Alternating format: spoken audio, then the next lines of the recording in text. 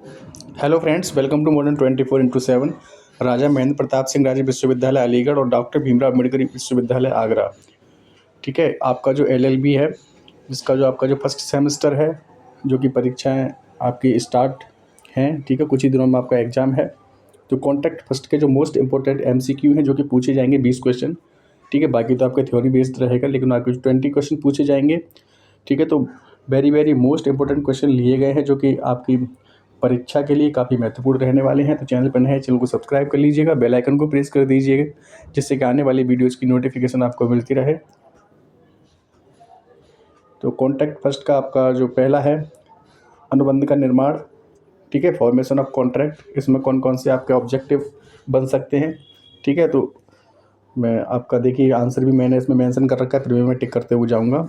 ठीक है, अनुबंध अनुबंध को ही कॉन्ट्रैक्ट कहते हैं। अनुबंध या कॉन्ट्रैक्ट किस अधिनियम के अंतर्गत आता है? तो ये आता है भारतीय अनुबंध अधिनियम 1872 या भारतीय संविदा अधिनियम 1872। ठीक है, आपका राइट आंसर हो जाएगा ऑप्शन नंबर सी।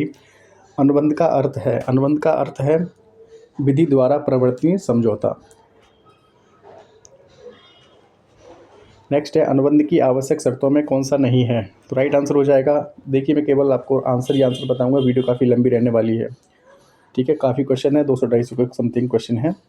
ठीक है, तो अनुबंध की आवश्यक शर्तों में से कौन सी नहीं है? तो अवैध विचार, सहमति, वैध उद्देश्य और वैधिक बल, ये तो आपके शर्तें हैं, लेकिन अवैध विचार ये आपकी शर्त नहीं है कॉन्ट्रैक्ट के लिए। नेक्स्ट है, वैध अनुबंध के लिए या वैलिड कॉन्ट्रैक्ट के लिए कितने तत्व आवश्यक हैं? तो 6 तत्व आवश्यक हैं। प्रस्ताव, स्वीकृति, विचार, विधिक संबंध। ठीक है, और प्रतिफल भी होता है। ठीक है, प्रस्ताव प्रस्ताव के अंतर्गत एमसीक्यू आएंगे आपके। प्रस्ताव की परिभाषा किस धारा में दी गई है? तो राइट आंसर हो जाएगा धारा 2A। ठीक है, और संविदा की परिभाषा और आती है आपकी संविदा की परिभाषा। संविदा की परिभाषा तो दी गई है 2 के अंदर। ठीक है, नेक्स्ट है, प्रस्ताव वह है किसी व्यक्ति की इच्छा की अभिव्यक्ति, दूसरे व्यक्ति से सहमति प्राप्त करने का उद्देश्य। तो दोनों हो जाएंगे इसमें राइट आंसर, ए और बी। नेक्स्ट है, सामान्य प्रस्ताव, जनरल ऑफर किसे कहा जाता है? तो राइट आंसर हो जाएगा संपूर्ण जनता को दिया गया प्रस्ताव। विशिष्ट प्रस्ताव या स्पेसिफिक ऑफर दिया जाता है किसी विशेष व्यक्ति को। प्रस्ताव की समाप्ति कब होती है? तो अस्वीकृति पर हो जाती है। ठीक है, प्रस्ताव की समाप्ति समय सीमा समाप्त होने पर भी होती है, मृत्यु होने पर भी होती है। तो उपरोक्त सभी हो जाएंगे राइट आंसर। प्रस्ताव को वापस लेने की प्रक्रिया क्या कहलाती है? राइट आंसर हो जाएगा रिवोकेशन या रद्दीकरण। नेक्स्ट है, स्वीकृति, एक्सेप्टेंस। इसके एमसीक्यू देख लेते हैं। स्वीकृति की परिभाषा किस धारा में दी गई है? तो ये दिया गया है आपका धारा 2B। नेक्स्ट है, जब प्रस्ताव स्वीकार कर लिया जाता है तो ये क्या बन जाता है? तो ये प्रॉमिस बन जाता है। ठीक है, जब प्रस्ताव स्वीकार कर लिया जाता है तो ये क्या बन जाता है? वादा बन जाता है, वचन बन जाता है, प्रॉमिस बन जाता है। वैध स्वीकृति हेतु क्या आवश्यक है? तो उपरोक्त से भी हो जाएंगे राइट आंसर। स्वीकृति का संचार कब पूर्ण होता है? तो प्रस्तावक के लिए जब ज्ञात हो, ठीक है, उसके संज्ञान में आ जाए, स्वीकारकर्ता के लिए जब भेजी जाए। तो दोनों ही हो जाएंगे इसका right answer, option number C right answer. स्वीकृति किस प्रकार की हो सकती है? तो मौखिक स्वीकृति, लिखित स्वीकृति और आचरण या बिहेव के द्वारा। ठीक है, मौखिक, लिखित और आचरण तीनों ही हो जाएंगे इसके राइट आंसर। संचार और रद्दीकरण, कम्युनिकेशन एंड रिवोकेशन। संचार का आरंभ कब माना जाता है? राइट आंसर हो जाएगा जब भेजा जाए। ठीक है, जब सेंड किया जाए, लेटर को जब सेंड किया जाए। प्रस्ताव की रद्दीकरण कब तक की जा सकती है? तो स्वीकृति से पहले प्रपोजल को रिजेक्ट किया जा सकता है, रद्द किया जा सकता है। स्वीकृति का रद्दीकरण कब तक संभव है? जब तक प्रस्तावक को स्वीकृति प्राप्त न हो। क्रॉस ऑफर का अर्थ है एक जैसा प्रस्ताव दोनों पक्षों से आना। काउंटर ऑफर क्या दर्शाता है? काउंटर ऑफर दर्शाता है मूल प्रस्ताव की अस्वीकृति। निविदा और नीलामी के अंतर्गत एमसीक्यू देखेंगे। निविदा या टेंडर का अर्थ है प्रस्ताव का आमंत्रण। निविदा आमंत्रण होता है प्रस्ताव के लिए आमंत्रण, इनविटेशन टू ऑफर। नीलामी में बोली लगाना क्या कहलाता है? तो प्रस्ताव। नीलामी में बोली लगाना कहलाता है प्रस्ताव। नीलामी कर्ता की हथौड़ी गिरने पर क्या बनता है? तो एक कॉन्ट्रैक्ट बनता है, अनुबंध बनता है। नीलामी में प्रस्ताव की स्वीकृति कब होती है? तो हथौड़ी गिरने पर होती है। अर्थ और प्रकृति देखेंगे, meaning and nature of contract. ठीक है, कॉन्ट्रैक्ट का जो अर्थ और प्रकृति के अंतर्गत एमसीक्यू है आपका। अनुबंध का मूल तत्व है तो कानूनी परवरणीयता। सभी समझौते अनुबंध नहीं है, इसका अर्थ है कुछ समझौते विधि द्वारा प्रवर्तनीय हैं। ठीक है, एग्रीमेंट और कॉन्ट्रैक्ट में अंतर क्या है? सभी अनुबंध समझौते हैं लेकिन सभी समझौते अनुबंध नहीं हैं। कॉन्सिडरेशन का अर्थ है मूल्यवान प्रतिफल। जब किसी समझौते का उद्देश्य अवैध हो वह अवैध अनुबंध कहलाता है। अनुबंध बनाने के लिए आवश्यक तत्व हैं, तो उपरोक्त सभी ये आवश्यक तत्व हैं। प्रपोजल प्लस एक्सेप्टेंस बराबर होता है आपका एग्रीमेंट, और एग्रीमेंट प्लस एनफोर्सेबिलिटी बराबर कॉन्ट्रैक्ट। यह सूत्र किस पर लागू होता है? तो यह लागू होता है किसी कॉन्ट्रैक्ट के निर्माण पर। प्रस्ताव का संचार किस धारा में वर्णित है? तो ये वर्णित है धारा 3 में। प्रस्ताव की स्वीकृति का संचार कब पूर्ण होता है? राइट आंसर हो जाएगा आपका प्रस्तावक के लिए जब स्वीकृति ज्ञात हो और स्वीकारकर्ता के लिए जब भेजी जाए, तो दोनों ही हो जाएंगे राइट आंसर। प्रस्ताव की रद्दीकरण किस धारा में दी गई है? तो राइट आंसर हो जाएगा ऑप्शन नंबर सी, धारा 6। जब कोई व्यक्ति किसी प्रस्ताव को अस्वीकार कर देता है तो वह समाप्त हो जाता है। स्वीकृति प्रस्ताव के अनुरूप होनी चाहिए, यह सिद्धांत किस धारा में है? तो यह सिद्धांत है धारा 7 में। एक्सेप्टेंस बाई कंडक्ट का अर्थ है कार्य द्वारा स्वीकृति। Silence can not be considered as acceptance, यह सिद्धांत क्या दर्शाता है? तो मौन स्वीकृति नहीं है। नेक्स्ट है प्रस्ताव की समाप्ति तब भी हो जाती है जब प्रस्तावक पागल हो जाए या प्रस्तावक मर जाए, तो उपयुक्त दोनों हो जाएंगे राइट आंसर। संचार एवं रद्दीकरण, communication and revocation of contract. संचार की पूर्णता किस धारा में दी गई है? तो ये दी गई है धारा 4 में। प्रस्तावक अपना प्रस्ताव कब तक वापस ले सकता है? तो जब तक स्वीकृति का संचार पूर्ण न हो। स्वीकारकर्ता अपनी स्वीकृति कब तक रद्द कर सकता है? तो जब तक वह स्वीकृति प्रस्तावक तक नहीं पहुंची ना। ठीक है, प्रस्तावक तक ना पहुंचे। डाक द्वारा भेजी गई स्वीकृति कब पूर्ण होती है? तो जब पत्र पोस्ट किया जाए। यदि किसी प्रस्तावक की स्वीकृति देर से पहुंचे तो यह प्रस्तावक पर निर्भर है। निविदा एवं नीलामी के अंतर है। गत कुछ क्वेश्चन है एमसीक्यू।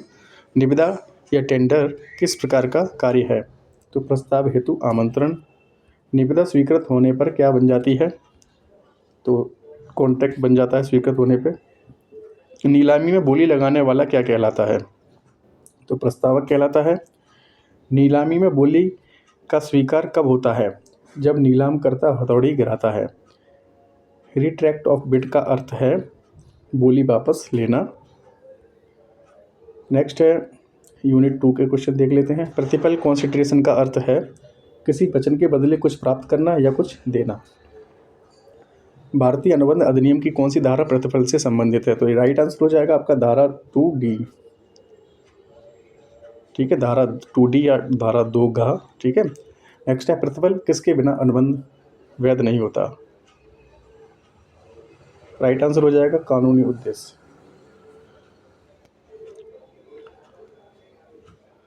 कानूनी उद्देश्य के प्रतिफल किसके बिना अनुबंध वैध नहीं होता? नो कॉन्सिडरेशन नो कॉन्ट्रैक्ट सिद्धांत का क्या अर्थ है? राइट आंसर हो जाएगा बिना प्रतिफल अनुबंध नहीं। Consideration must move at the desire of the promisor, इसका अर्थ क्या है? इसका अर्थ है प्रतिफल वचनकर्ता की इच्छा से होना चाहिए। प्रतिफल का एक आवश्यक तत्व है उसका वैध होना, वैलिड होना। कॉन्सिडरेशन को हिंदी में क्या कहा जाता है? तो राइट आंसर हो जाएगा प्रतिफल। प्रतिफल होना चाहिए भूतकालीन, भविष्यकालीन, वर्तमान। ठीक है, उपरोक्त तीनों हो जाएंगे राइट आंसर। पास्ट कॉन्सिडरेशन का अर्थ है पहले से किया गया कार्य। प्रतिफल किसे दिया जा सकता है? किसी तीसरे व्यक्ति को भी प्रतिफल दिया जा सकता है। प्राइवेटी ऑफ कॉन्ट्रैक्ट का अर्थ है अनुबंध केवल दो पक्षों के बीच होता है। प्राइवेटी ऑफ कंसीडरेशन का अर्थ है केवल अनुबंध करने वाले को ही प्रतिफल मिलेगा या कोई तीसरा व्यक्ति प्रतिफल दे सकता है। तो प्राइवेटी ऑफ कंसीडरेशन का क्या अर्थ है, ये राइट आंसर हो जाएगा कोई तीसरा व्यक्ति प्रतिफल दे सकता है। प्राइवेटी ऑफ कॉन्ट्रैक्ट के अनुसार तीसरा व्यक्ति अनुबंध लागू नहीं कर सकता। प्रतिफल के बिना अनुबंध कब वैध हो सकता है, तो जब यह नैतिक या प्राकृतिक दायित्व पर आधारित हो। नेचुरल लव एंड अफेक्शन के आधार पर बिना प्रतिफल का अनुबंध वैध होता है। ये दिया गया है धारा 25 खंड 1। पास्ट वॉलेंट्री सर्विस के लिए प्रतिज्ञा वैध है। राइट आंसर हो जाएगा धारा 25 खंड 2। समय सीमा से बंधित ऋण के भुगतान के वादे की वैधता, ये दिया गया आपका धारा 25 खंड 3 में। कंसीडरेशन में लव फ्रॉम प्रोमिसी और एनी अदर पर्सन, प्रतिफल प्रतिज्ञा ग्रहीता या किसी अन्य व्यक्ति से स्थानांतरित हो सकता है। यह सिद्धांत कहाँ लागू होता है, तो भारत में लागू होता है। भारतीय कानून में प्रतिफल का अभाव कॉन्ट्रैक्ट को बनाता है या अनुबंध को बनाता है, क्या बनाता है, शून्य बनाता है। प्रतिफल ही नहीं है तो कॉन्ट्रैक्ट क्या होगा, शून्य होगा। लव एंड अफेक्शन के आधार पर अनुबंध किस रूप में होना चाहिए, तो लिखित होना चाहिए और पंजीकृत होना चाहिए। Contract without consideration is void, बिना प्रतिफल के जो संविदा है या अनुबंध है शून्य होता है। यह कथन किससे जुड़ा है, तो यह जुड़ा हुआ धारा 25 से। Past consideration is valid consideration, यह कथन कहाँ पर लागू होता है, ये होता है भारतीय कानून में। चिनैया वर्सेस रमैया 1882 किस सिद्धांत से संबंधित है, तो ये संबंधित है प्राइवेटी ऑफ कंसीडरेशन। प्रतिफल होना चाहिए वैलिड वैध होना चाहिए। प्रतिफल का सिद्धांत किस उद्देश्य से है, तो राइट आंसर हो जाएगा अनुबंध की वास्तविकता सुनिश्चित करने हेतु। अनुबंध करने की क्षमता किस धारा में दी गई है, तो ये दी गई है धारा 11 में। धारा 11 के अनुसार कौन व्यक्ति अनुबंध करने में अक्षम है, तो बालक, अस्वस्थ मस्तिष्क वाला व्यक्ति और कानून द्वारा अयोग्य व्यक्ति, उपरोक्त सभी हो जाएंगे राइट आंसर। नाबालिग की आयु होती है 18 वर्ष। यदि कोई अभिभावक नियुक्त है तो नाबालिग की आयु मानी जाएगी 21 वर्ष मानी जाएगी। कोई गार्जियंस अगर है तो नाबालिग की आयु मानी जाएगी 21 वर्ष। वैसे तो 18 वर्ष होती है यदि कोई गार्जियन नियुक्त है, ठीक है, किसी नाबालिग के साथ, तो जो नाबालिग की आयु मानी जाएगी 21 वर्ष तक मानी जाएगी। नाबालिग का अनुबंध होता है शून्य। नाबालिग के अनुबंध की वैधता पर प्रमुख निर्णय है मोहरी वीवी बीच धर्मदास घोष हो जाएगा राइट आंसर। नाबालिग का अनुबंध प्रारंभ से शून्य होता है, वॉइड एब इनिशियो।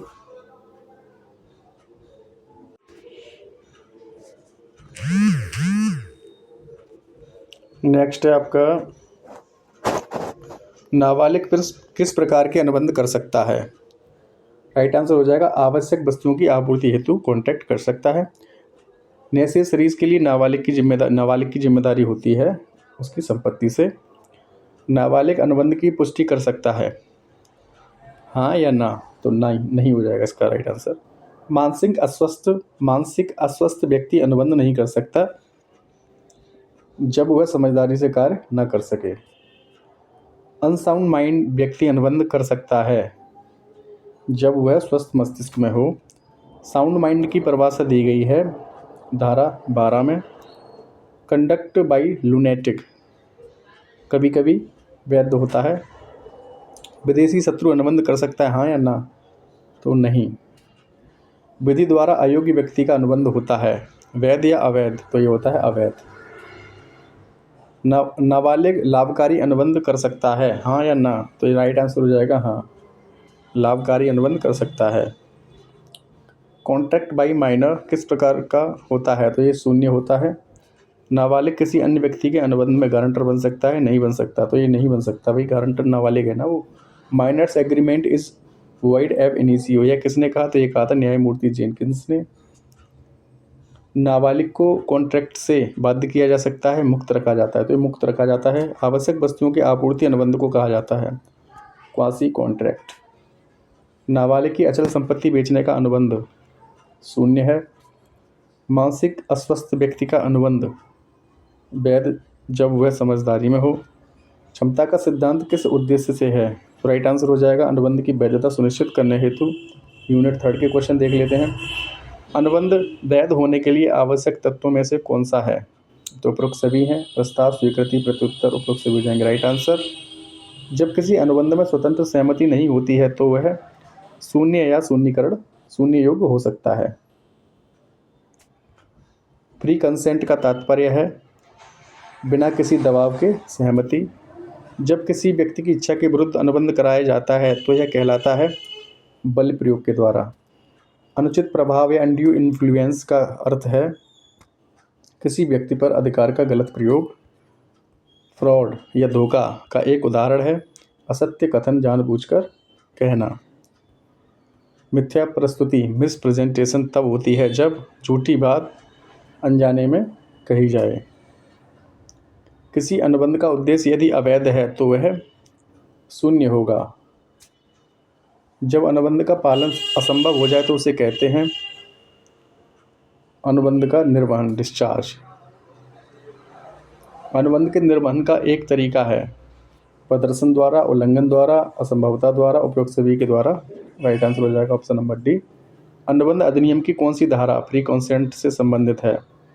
धारा 14, यानी प्री कंसेंट होता है स्वतंत्र सहमति, जो कि धारा 14 में है। कोएर्सियन की परिभाषा किस धारा में दी गई है? तो ये दिया गया है आपका धारा 15 में।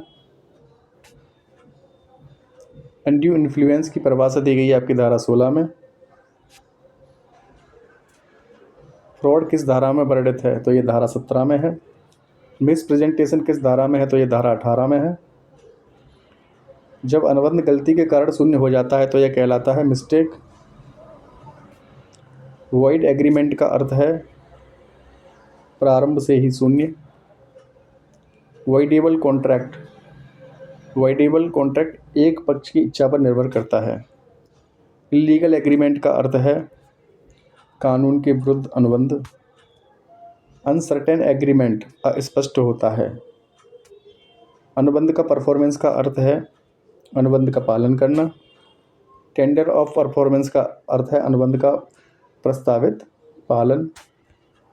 जब अनुबंध की शर्तें पूरी हो जाती हैं, जब एक कॉन्ट्रैक्ट की शर्तें पूरी हो जाती हैं तो कॉन्ट्रैक्ट समाप्त हो जाता है।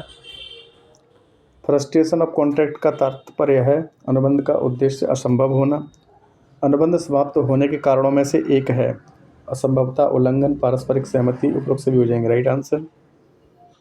जब अनुबंध में कोई अवैध शर्त शामिल हो तब वह अनुबंध पूर्ण रूप से शून्य होता है। यदि अनुबंध का उद्देश्य किसी अपराध को पूरा करना है तो वह अवैध अनुबंध है। अनलॉफुल कंसीडरेशन का अर्थ है कानून द्वारा निषिद्ध प्रतिफल।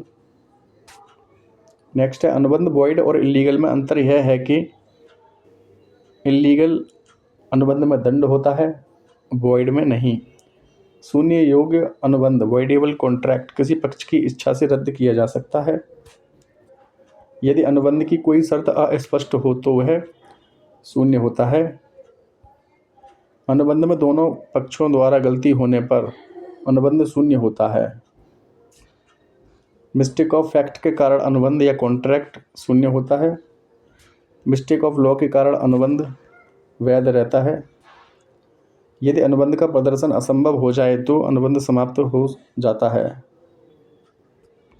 अनुबंध का पालन कौन कर सकता है? तो अनुबंध का पक्षकार अनुबंध कॉन्ट्रैक्ट का पालन कर सकता है। अनुबंध के उल्लंघन होने पर या कॉन्ट्रैक्ट के उल्लंघन होने पर हर्जाना मांगा जा सकता है। अनुबंध का रेसिजन का अर्थ है अनुबंध समाप्त करना। अनुबंध का अल्टरेशन का अर्थ है अनुबंध की शर्तों में परिवर्तन करना। अनुबंध का नोवेशन का अर्थ है पुराने अनुबंध के स्थान पर नया अनुबंध बनाना। अनुबंध के निर्वहन डिस्चार्ज का कारण नहीं है, रिन्यूअल हो जाएगा राइट आंसर। बाकी परफॉर्मेंस, एग्रीमेंट और ब्रीच ये कारण हैं कॉन्ट्रैक्ट डिस्चार्ज के, ठीक है। रिन्यूअल ये कारण नहीं है। अनुबंध का उल्लंघन, ब्रीच ऑफ कॉन्ट्रैक्ट तब होता है जब अनुबंध की शर्तों का उल्लंघन किया जाए। एक्चुअल ब्रीच का अर्थ है अनुबंध के दौरान उल्लंघन। कॉन्ट्रैक्ट जब ठीक है, कॉन्ट्रैक्ट के दौरान ही उल्लंघन हो जाए, ठीक है, तो एक्चुअल ब्रीच कहेंगे उसे। एंटीसिपेटरी ब्रीच का अर्थ है अनुबंध शुरू होने से पहले उल्लंघन। अनुबंध के उल्लंघन पर उपाय में कौन सा है? तो राइट आंसर हो जाएगा आपका, राइट आंसर हो जाएगा उपरोक्त सभी। स्पेसिफिक परफॉर्मेंस का अर्थ है अनुबंध का न्यायालय द्वारा पालन कराना। नेक्स्ट है अनुबंध इल्लीगल होने पर उसका प्रभाव समाज पर भी पड़ता है, समाज पर भी पड़ेगा उसका प्रभाव, ठीक है। अनलॉफुल ऑब्जेक्ट वाला अनुबंध शून्य होता है। यदि किसी अनुबंध की शर्तें अनिश्चित हों तो वह शून्य होगा।